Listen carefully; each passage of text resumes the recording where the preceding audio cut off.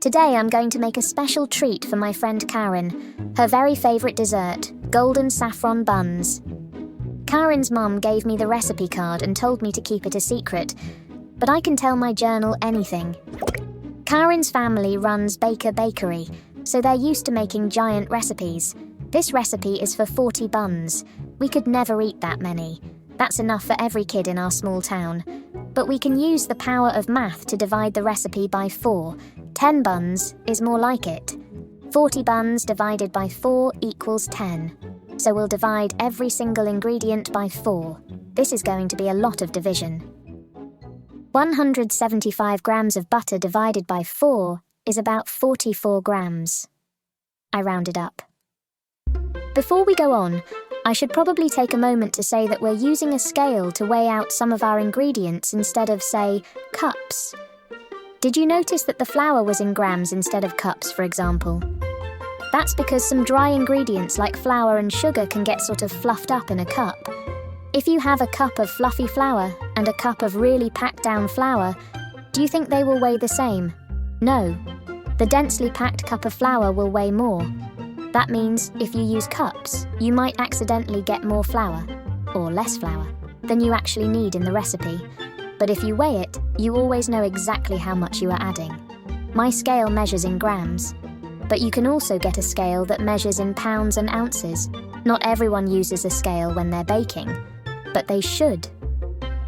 Okay, now back to more of our delicious division work. 500 millilitres of milk divided by 4 is 125 millilitres. 4 teaspoons of yeast divided by 4 is 1 teaspoon. Half a teaspoon of salt divided by 4 is 1/8 teaspoon, just a small pinch. 120 grams of sugar divided by 4 is 30 grams. 1 gram of saffron divided by 4 is 0.25 grams. Saffron is very expensive because you have to very carefully pull each strand by hand from the centre of a little flower, so it can be a good idea to use turmeric instead. That spice will also give you a beautiful golden colour. You could also do half saffron, half turmeric. It's up to you. 1 teaspoon of cardamom divided by 4 is 1/4 teaspoon. 800 grams of flour divided by 4 is 200 grams. 1 egg divided by 4 is 1/4 egg. How exactly do you get 1/4 of an egg? I have a special trick for this. I learned from my mom Annika, who learned it from her mom, my Amma. Want to hear it? Put a small bowl on your scale and zero it. Now crack an egg in it. What does it weigh? Let's say about 52 grams. Divide that by 4 and you get 13 grams. Now how do you measure out 13 grams of an egg? Beat it first. Whisk it up really good and weigh out 13 grams of that into your recipe bowl with your other ingredients. Save the rest of that whipped up egg because we can use it as an egg wash to make the buns shiny when they bake. Now we have our ingredient card all updated with the correct amounts, and we're ready to start following the recipe instructions. Following a recipe is a lot like reading a science lab manual. You have to go step by step and sometimes backwards to make sure you didn't miss anything. Here are the steps for success in following a recipe. Step 1. Read the recipe first. Read the details of your recipe carefully to make sure you have all the ingredients you need and you understand what you're going to do with them.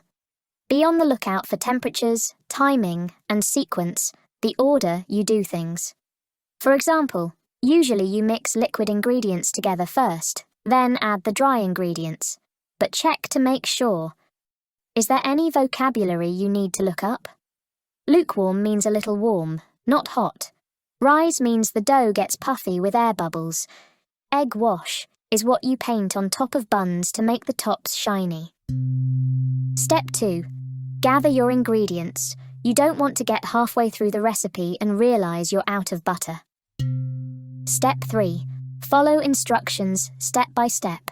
You've already read the recipe carefully ahead of time once, so that will help you know what's coming. Don't forget to preheat the oven. Ready? Let's begin. Pour the milk into a mixing bowl. Melt the butter in a saucepan or in the microwave. Add the melted butter to your mixing bowl. Let this mixture cool until it is lukewarm. Add the yeast. Stir gently. As an aside, did you know that yeast is alive? That's why you don't want the liquid to be too hot. Also, you don't want to add salt right on top of the yeast.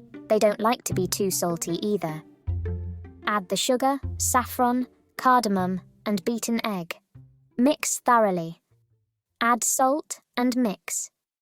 Add the flour, bit by bit, while mixing.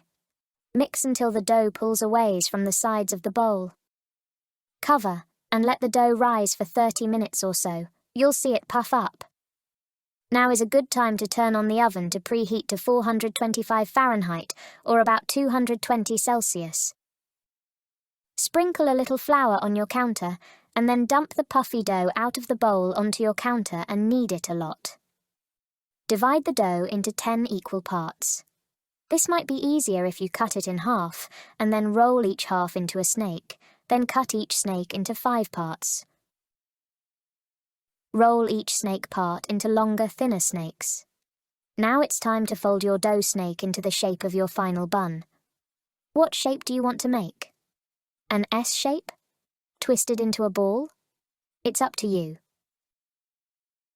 In the old times, they were called Lussekatter, which means something like Lucy's cats, because they look like little cat's tails, and it was tradition to make them in December for 𝘼𝙨𝙪𝙧𝙬𝙖 Day, a festival of lights.